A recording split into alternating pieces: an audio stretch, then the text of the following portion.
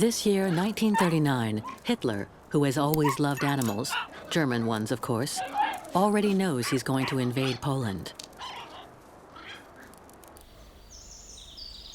Yet, as he is still radiant in Europe, this is the last summer of peace for the animal kingdom. From the deep forests of the East to the Scandinavian taiga. For the animals of the western pastures and plains, life also continues peacefully. It is 21 years already since the inhabitants of these regions stopped killing each other. But on September 1st, 1939, horsemen from Germany crossed the border between Germany and Poland.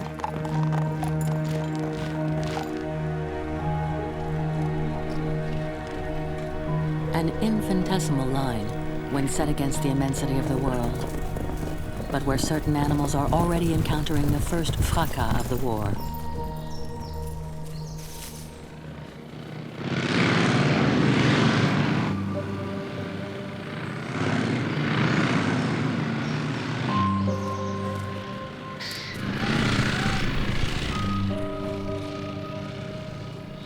Beyond the Polish woods, the reality is even more worrisome.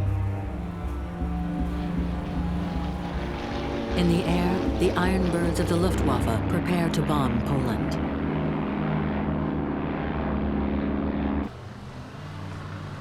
On land, the mechanical horses of the Wehrmacht are revealed in numbers in all their power, lining up against a Polish army that still believes in the strength of its traditional cavalry.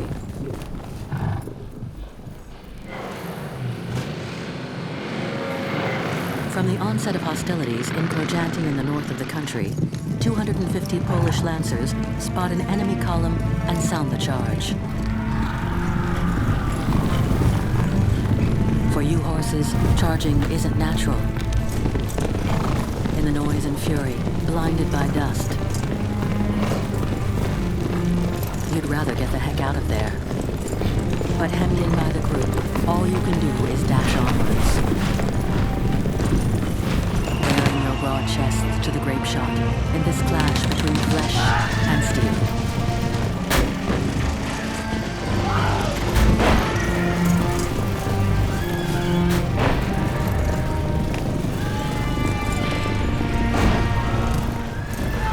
Krojanty's menfolk perish in the carnage, their legend forever forged by their heroism.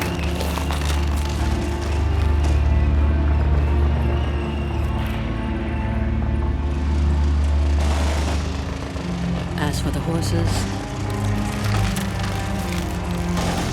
their bravery and despair is forgotten, as always. They are relegated to the outer halo of history.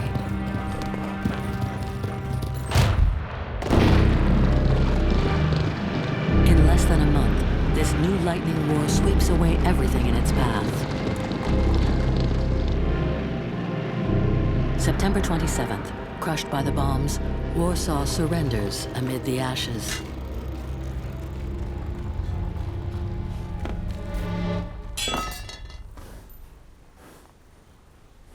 Farewell, noble steed. No longer will your frenzied gallop determine the fate of battles. From now on in this war, you will be assigned other tasks.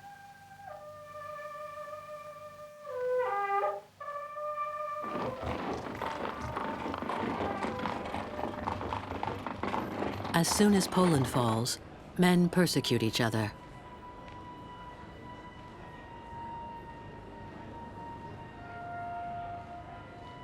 A new animal is now used by the torturers to ostracize their victims.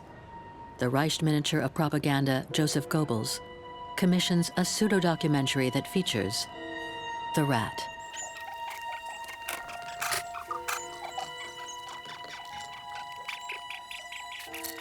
Voracious parasite of dubious origins living on the backs of populations. It is supposed to represent Jews, whom the Nazis have chosen as their mortal enemy.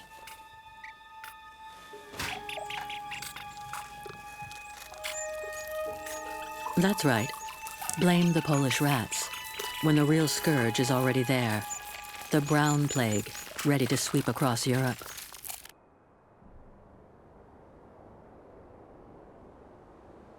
At the Berghof, life is good for Stasi and Negus, canine companions of Eva Braun, the Führer's mistress.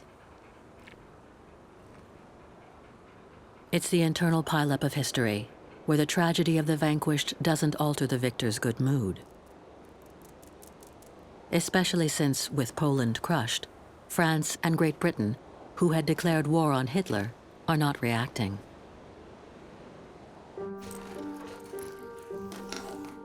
In this phony war that's beginning, the Allies, bogged down in memories of the Great War, confine themselves to purely defensive measures, preferring to bury their heads in the sand. Even though some would clearly rather see.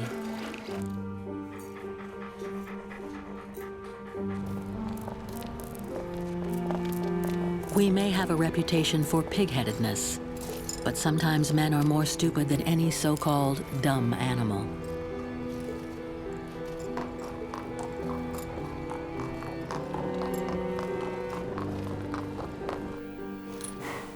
German soldiers are more advanced, although it's easier to try such machinery on a docile, active horse than on a common old nag with a short temper.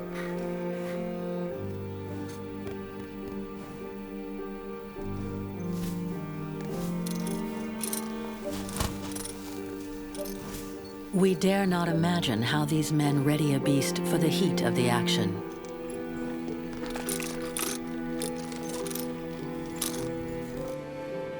Even more absurd are the suits designed to prevent burns by mustard gas.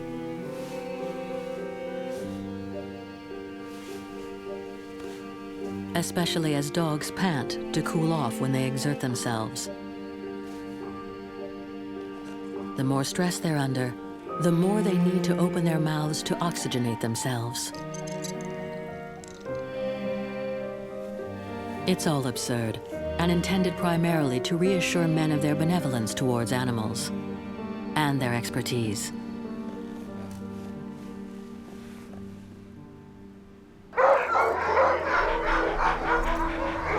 On the other hand, when recruiting their dogs of war, the Germans know how to go about choosing the strongest.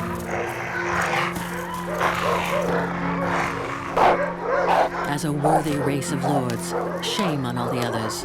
The yellow bellies, the chickens, the stubborn mules, all those not ready to howl with the wolves.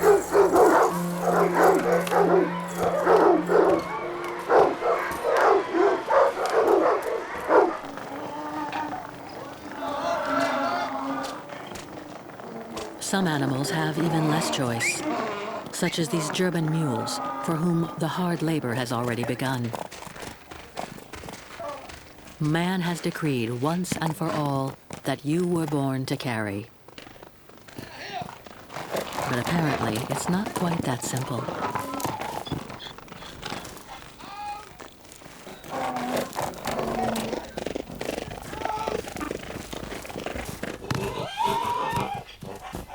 Then, after the charge, getting used to the dark.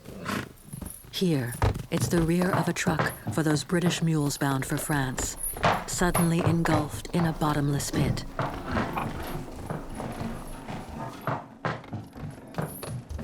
Before being blinded by the light as they exit, like these mules from India.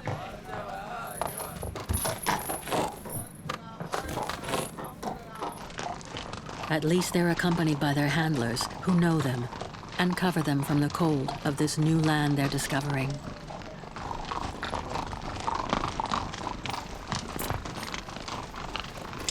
Humblest of humble beasts, you mules always work in a group. You don't even get a name of your own.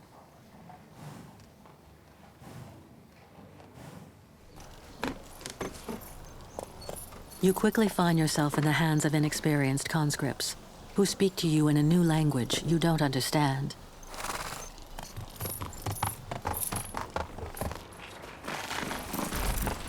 Poorly packed, driven by greenhorns with no idea of the terrain you are suited to, you are the first to suffer.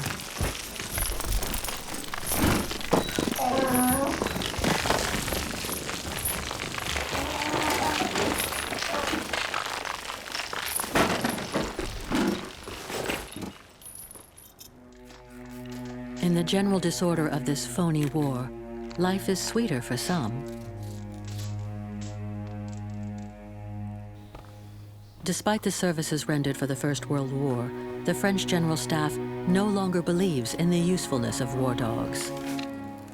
Several hundred against the German dogs in their tens of thousands.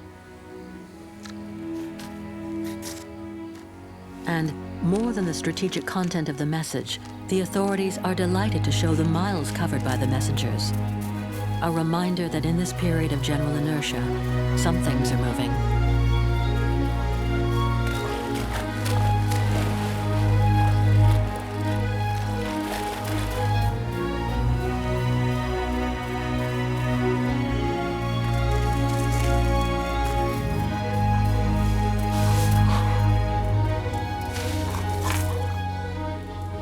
But showing the public at the rear that the front isn't stagnant is one thing. Building more kennels, better instructing man and beast together, would be quite another. One that would, moreover, take months.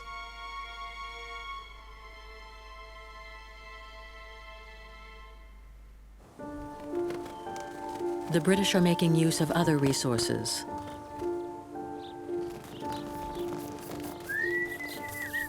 Many amateur breeders keep racing pigeon lofts.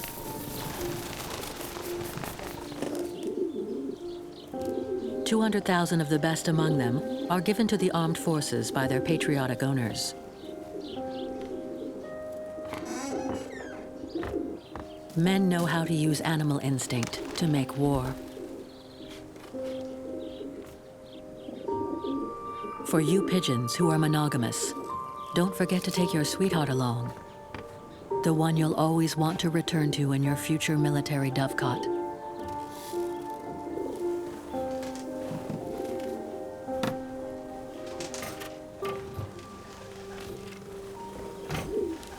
Satisfying your great appetite is another way to bind you to your duty station.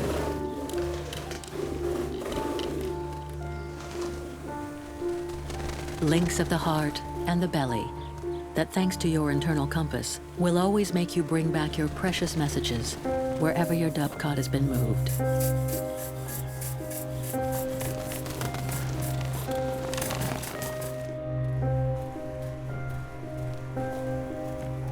You will also fly aboard Royal Air Force planes and will serve in case of distress, or if radio silence is imposed to escape enemy ears.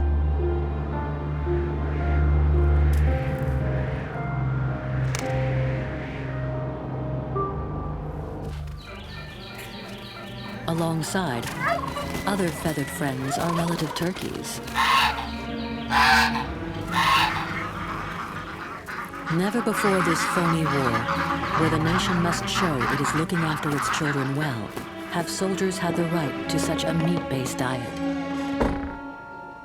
Especially in the festive period, which favors great carnage.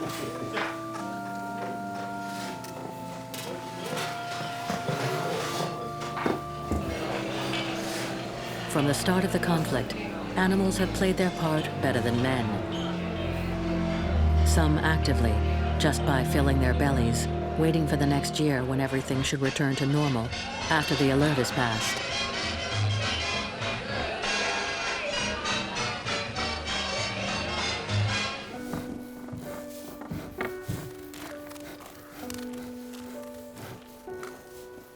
Fortunately, in early 1940, though demobilization is far off, there are still some animals there to comfort you.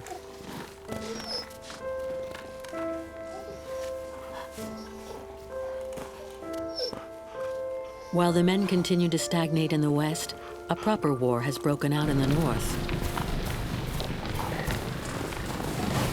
Fresh from its agreements with Germany, USSR has attacked its small Finnish neighbor with an eye to annexing certain territories.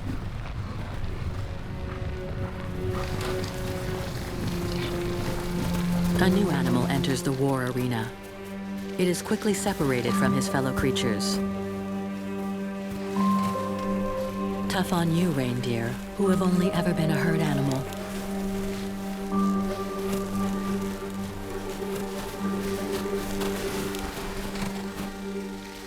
It's your bad luck, animals in wartime.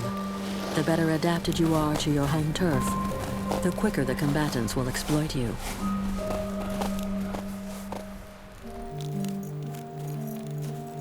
The Finnish soldiers know all your qualities. Your hooves become concave in winter. Their cutting edge sticks to slippery surfaces, while your pads of flesh are covered with hair and act as a snowshoe.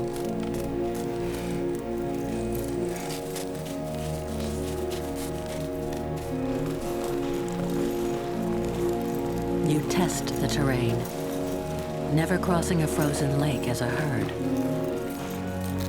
Always in single file. Were the glass to give way, only the first few would be swallowed up.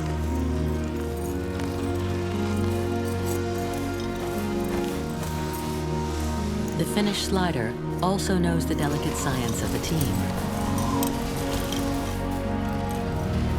Always put the leader on the outside of the team. It obeys orders, sets the tempo. This is how we move in battle.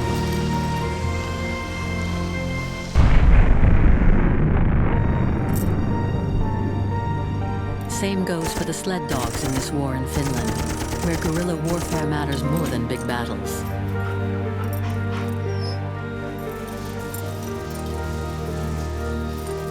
The agility, speed, and endurance of these dogs, accustomed to the snow, allow them to help in every way possible.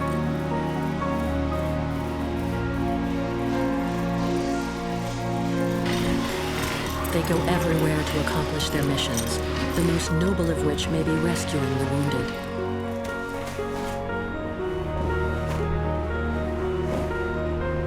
Even though in March 1940, despite its 20,000 dead and the bravery of her men and her animals, little Finland must surrender and yield to Soviet demands.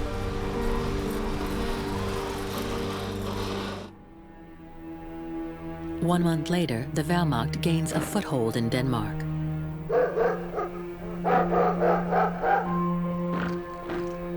This neutral country is preventing access to Sweden, supplier of iron ore that is indispensable to Germany.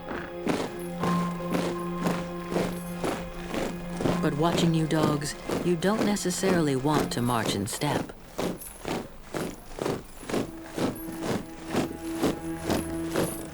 You look distracted. You look anxious, undermining the fighting unanimity praised by your master's propaganda.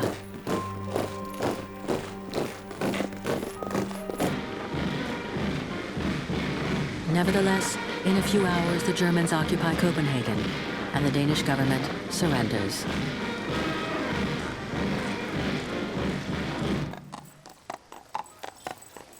But Black, King Christian X's young horse, allows his master to continue his daily promenade among his subjects.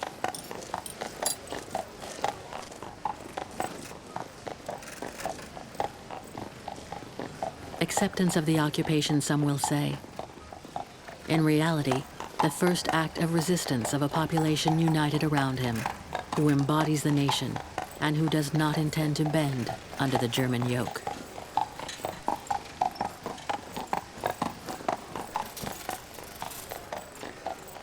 During wartime, the clatter of horses' hooves can both sound like a knell and yet resound with hope.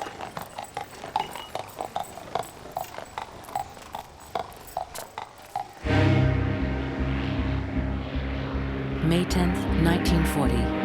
Continuing the impetus of its Scandinavian campaign, Germany attacks Luxembourg, Belgium, and France. The whole of Europe is descending into turmoil. 2 million men are involved, and therefore even more animals, some of which swiftly signal the French defeat and point the way to Germany for the countless prisoners.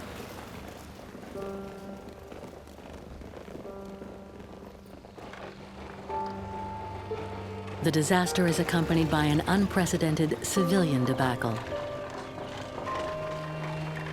Once again, thank you, animals.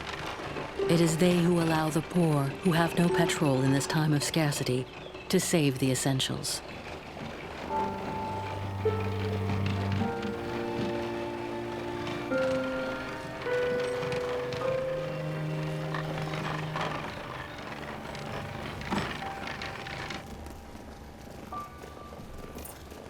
Unlike Poland, the Germans are ordered not to attack civilians. But there's nothing to stop them helping themselves.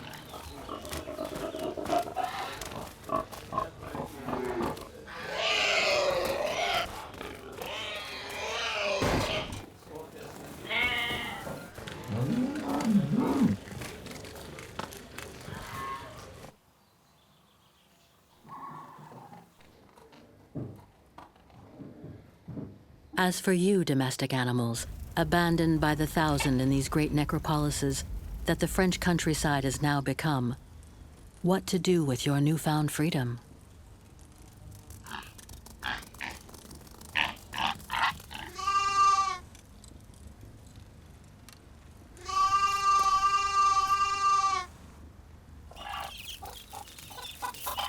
The authorities intend to hide from your masters the current disaster.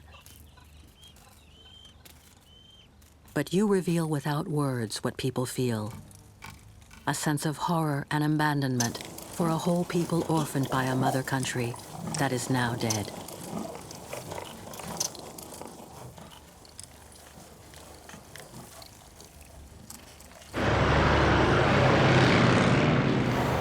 That spring of 1940, the Wehrmacht cut through France like a knife through butter.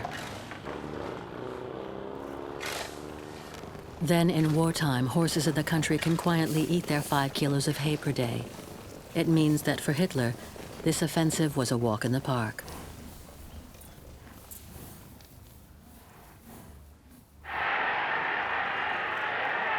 It's time for Mussolini, his eternal ally, to join the fray in order to reap, at least expense, his share of glory and loot.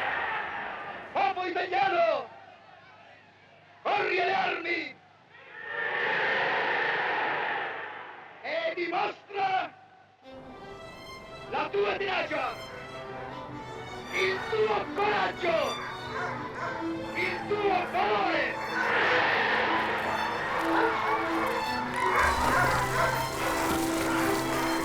Pagan legend has it that Romulus and Remus, the founders of Rome, were raised by a she-wolf who bequeathed her strength to them.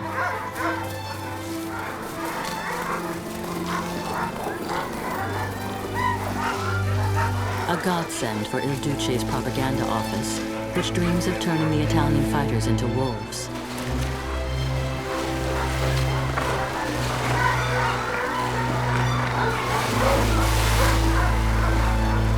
Even though the dogs of the Transalpine Army scarcely seem ready to cross the Rubicon.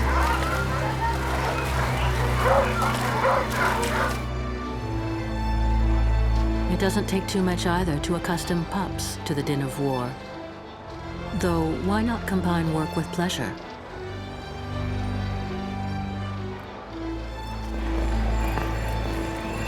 What better than the tumult of a station when Mama leaves for the front to do her duty?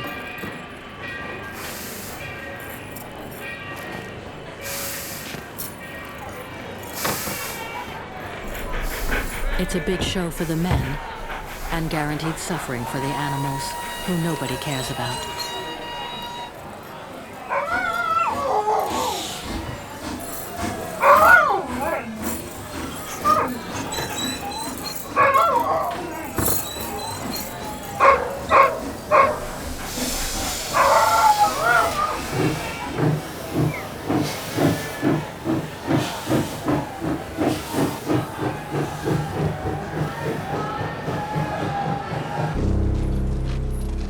June 1940, Italian animals and soldiers cross the Alps, bound for glory. Even though on arrival, Mussolini's men soon fall from their pedestal and have to make do with the conquest of Menton, a small French border town.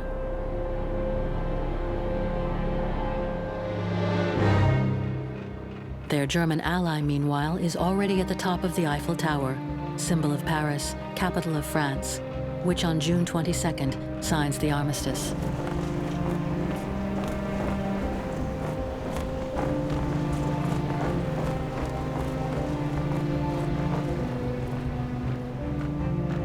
To dominate the world, to see better, be better seen by one's men and those on the ground. For that, What better than on horseback?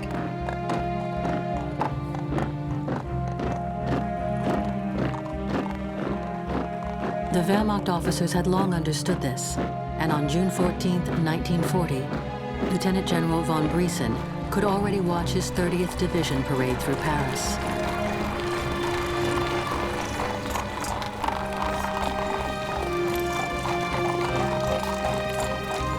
With France down, Marshal Pétain, after declaring the armistice, chooses collaboration with Germany, leaving Britain alone to face its destiny.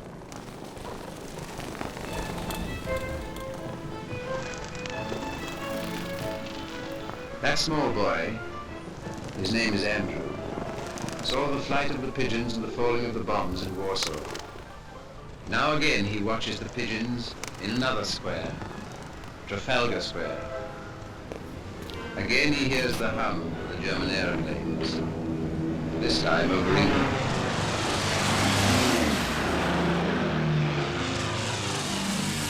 During summer 1940, Hitler bombed the aerodromes of England before trying to invade. They didn't count on the ardor of the young French flying aces of the RAF, who in these days of heroism flew constant, unceasing sorties to defend their country. Relayed by British propaganda, their exploits echo in the most remote countryside of the kingdom.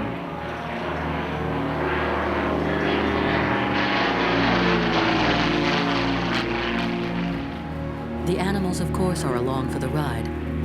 The hunting party, for example, a chance to boast of the qualities of the legendary Spitfire, ready to throttle the enemy air force as surely as a greyhound will break its praised neck.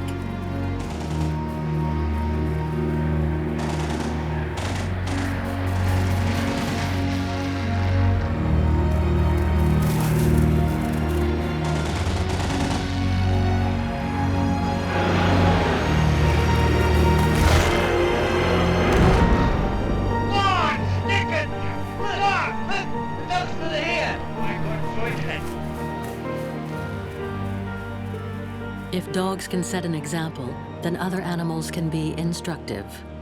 Part of the training of at least one squadron of the ATC is going to the London Zoo. The object being to study bird flight as it applies to aeronautics. And I can tell you, the Messerschmitt has nothing on this Peregrine Falcon, whose estimated speed is 360 miles per hour. If the Raptors speed through these dark hours, other birds can show aspiring pilots a thing or two. And what about formation flight? Who got the idea first? Men? Or peace? V for victory. Allied peace, obviously. Geese show how flying in a V formation maintains visual contact with all and creates a long wake that sucks in those who follow, saving the group a lot of energy, or kerosene in the case of planes.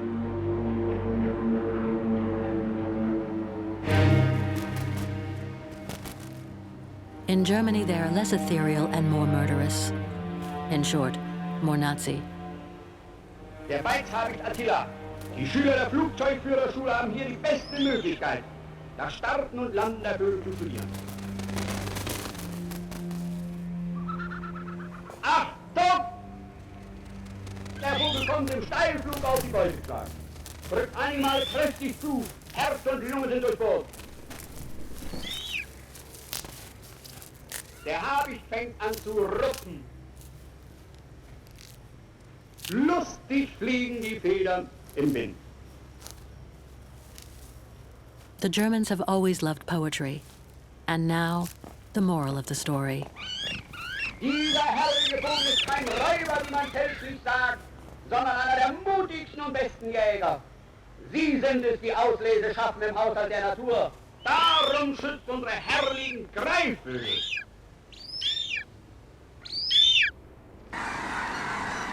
Take it from us birds, for better or for worse, you are caught up in this battle of Britain, where the skies are filled with hundreds of planes.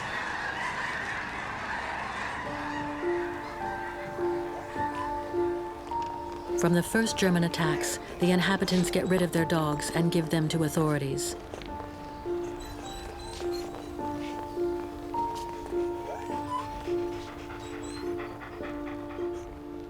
many are put to sleep.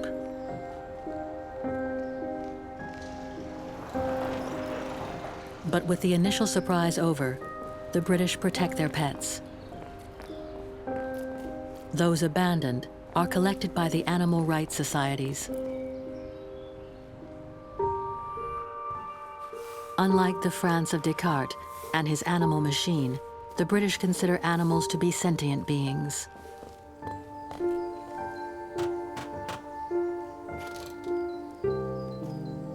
Others abandoned are entrusted to new guards, no doubt full of good intentions, but not necessarily knowing what to do.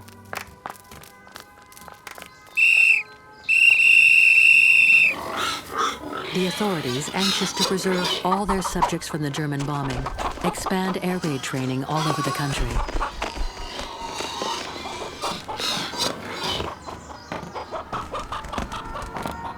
And all follow to the letter.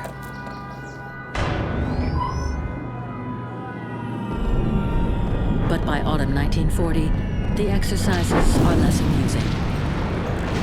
Hitler, unable to overcome the Royal Air Force, decides to crush London and the main industrial centers under a hail of bombs, causing tens of thousands of casualties.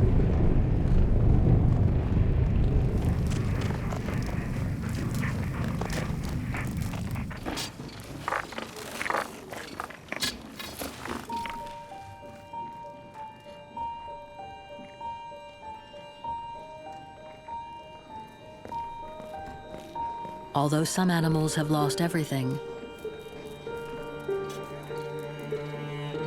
others are there to find families, such as Jet and Irma, who in these dark hours saved many human lives, first spotting the victims amongst the rubble.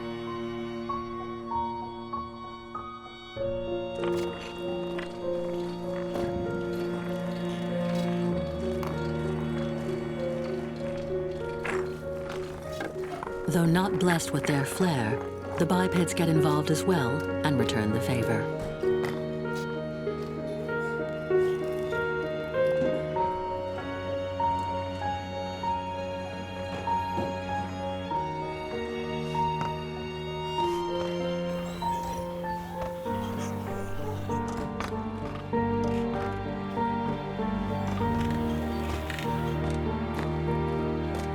As far as the British are concerned, all animals, whether big or small, deserve to be saved. Understandable when that people is led by the biggest amongst them.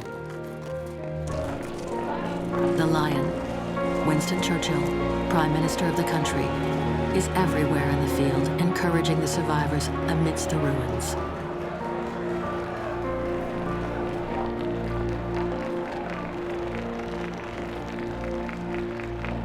As a good patriot and a demanding father, he appeals to his darling daughter Sarah, an actress by trade, to join the female auxiliary of the RAF, and she willingly mobilizes both mare and husband for the cause. I think perhaps like that. The point of having an ambulance that can be drawn by a horse as well as a car is mostly for country villages where the garage may be far away, there may be a breakdown or a shortage of petrol, in which case it'll be easier to get a horse than a car. So, will you go to it and dig deep and help us buy lots more of these ambulances, please? If a horse can beg, other small animals can do even better, helping to treat childhood trauma in these difficult times, where all the living must support each other.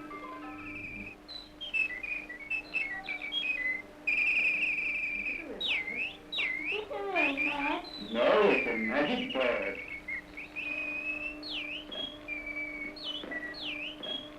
Not all know how to sing, but some have learned to talk, to pass on a few useful messages in wartime. Let's get down to bare bones. What's that? Bones? How can we expect to beat Hitler when he's got so many friends in this country? Rats. Rats? Where? Fires don't happen by accident in munition factories. All dry up. Anyone causing a fire in wartime is a traitor. Stamp him out. Cigarette ends cause most of the 1,000 fires that break out every day. Stamp yours out. Roll egg, me fritters! Breakfast! Luckily, we have Mrs. White and her macho husband to shed a little lightness in these complicated times. To work, girls. Get cracking. Remember our target. An egg a day. I want to do my bit, goodness knows. But I can't lay eggs on that pack of food. No, I'm going to see the management. I'm sorry, madam. I'm only allowed to supply you with your ration of poultry food. I know it's small. You'd better see the Ministry of Agriculture. All right. Good afternoon.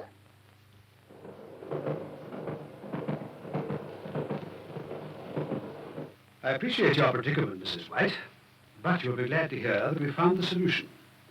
The government have organized a nationwide collection of household scrap to be turned into chicken feed.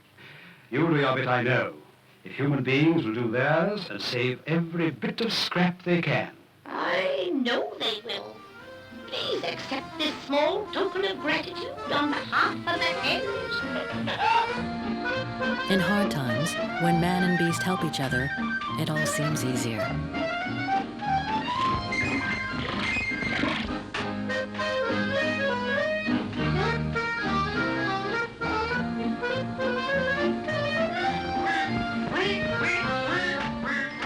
While in the cities, the authorities employ a stiff upper lip when dealing with animals. In the countryside, another reality prevails.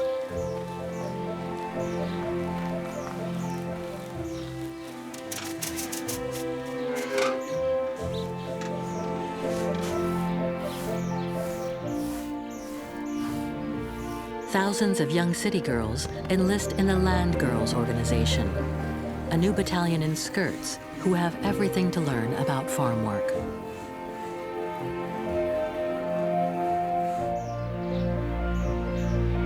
Soon, old goats hold no secrets for them. And with women being sweeter than men, the animals have everything to gain.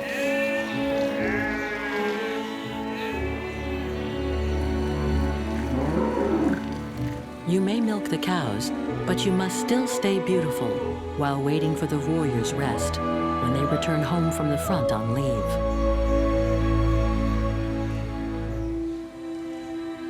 Even though the one you dream of is far away on another continent. In North Africa, for example, where British are fighting Italians. Il Duce wanted to found an empire here. The British intend to conquer it, to cross the Mediterranean one day and attack Hitler via the south of Europe.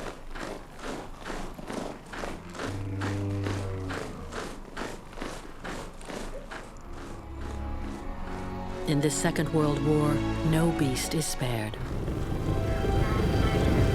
It's up to you camels to hasten the pace. Even today, to the public, your gait evokes the glorious colonial epics of the past.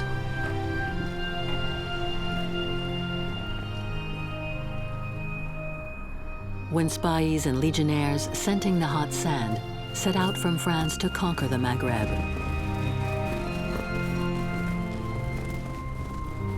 When the colonial camel riders dominated the Middle East, recalling the legendary Colonel Lawrence of Arabia.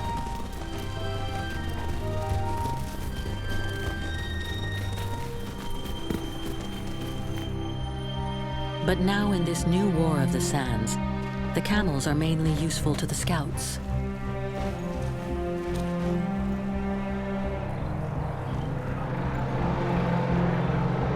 For once again, it is the mechanical horses that in January 1941 allow the British to swoop on Tobruk, Libya's only deepwater port, hitherto occupied by Mussolini's men, now prisoners.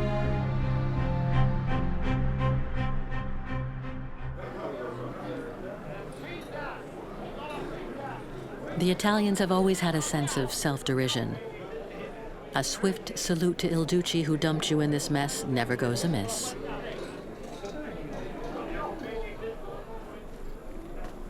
Wherever man may wander, animals are there. To swell the family, help out, and cool down.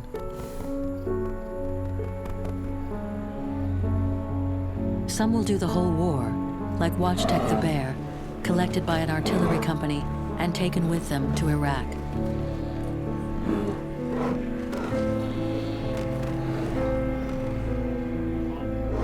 This cuddly toy, raised to the rank of corporal, will follow his family to Italy, where they will shine at the Battle of Monte Cassino.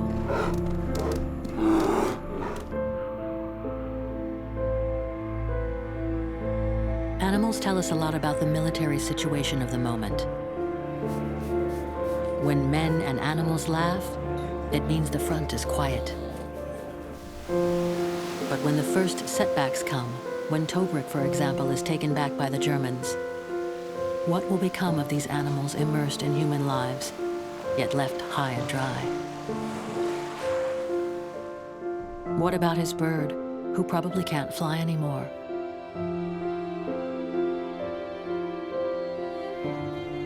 Tiny animal torments amidst the great mass of men. Simple collateral damage, like these Italian camelids, whose poor condition shocks the British governor of Libya.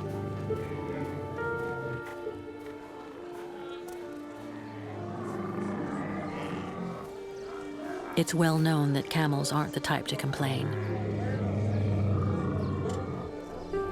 He'll go where he's asked to go without getting the hump.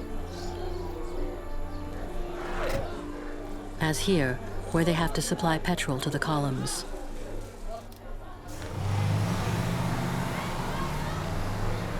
When the trucks go off to reload, it's up to these ships of the desert to ferry fuel to the forward troops.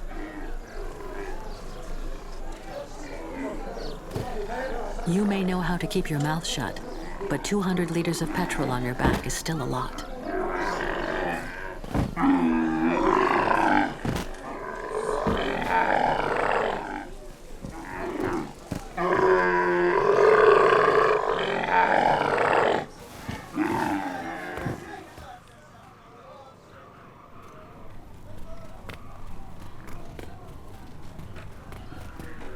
That is your lot, animals, to help men win battles without even knowing it. And to serve those who must defend themselves.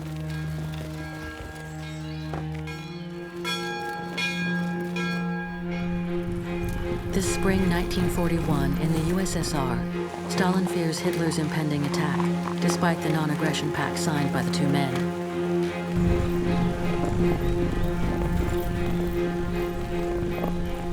He also knows that his army isn't ready. But what matters most at the moment is to show that everywhere in Russia, man and beast are ready and waiting. And mobilized.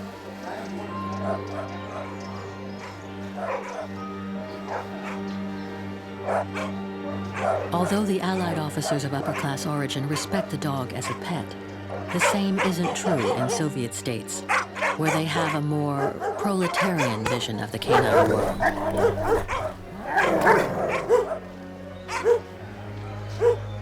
Farm dogs in the countryside. The majority of animals wander through cities.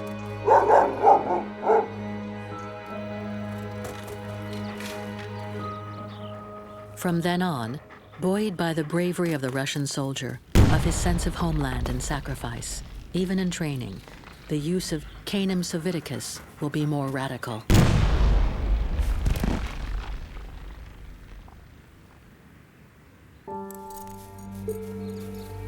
The Soviets invent the suicide dog, trained to look for sustenance under tanks.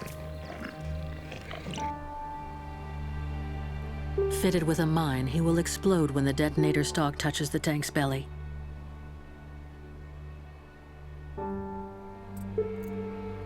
Goodbye, comrade with the sad look.